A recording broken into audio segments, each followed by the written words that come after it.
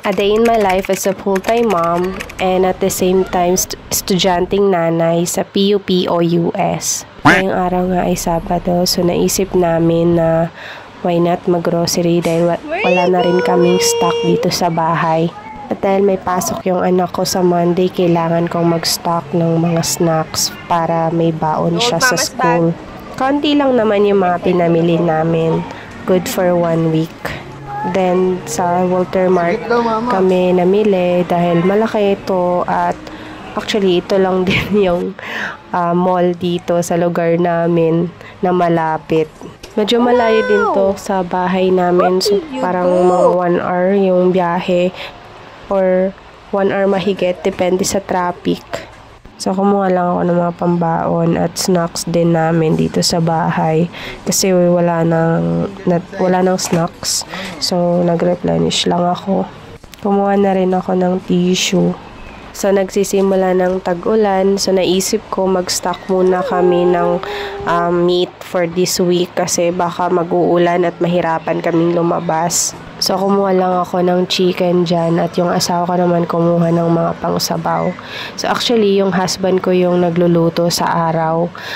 Sa tanghali siya nagluluto for lunch namin. So, kapag may tira pa yon, umaabot pa sa dinner. Pero pagka wala, ako naman yung nagluluto for dinner.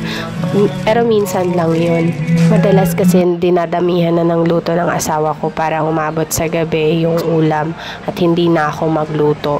Sweet yarn. Charis. So after namin mag-grocery, gusto ng asawa ko ng lemonade juice. Sa akin naman gusto ko tong halo-halo. Nagustuhan ko kasi ito dahil maliliit lang yung slices niya. So kasya siya doon sa straw nila. Medyo maingay nga yung background namin dyan. Kasi may bagong bukas dyan na stall. Pagkatanda ko, taho ata yung siniserve nila. Pagka-uwi nga namin, nasikaso ko na kagad yung mga pinamili namin. May kailan kasi akong gawin sa school dahil marami akong deadline sa pag-e-edit. So, inisip ko, tapusin ko na rin tong mga ligpitin. Nung kinahaponan, naisip ng asawa ko na siya magluto para sa dinner namin. At yung naisip niyang lutuin ay pochero. So dahil siya na nga nagluto ng pochero, inisip ko na lang ako na lang mamili ng mga ingredients niya. So namili ako ng pechay, patatas, tapos yung saging. Kasi yung ibang ingredients meron naman kami dito. Dahil si Happy nagluto, naisip ko mag-video okay para meron naman siyang background music. Charis! Kidding aside, syempre minsan lang din naman ako mag-video okay. Kasi most of the time, tahimik lang din kami dito. Dahil working from home yung asawa ko. So, hindi pwedeng maingay.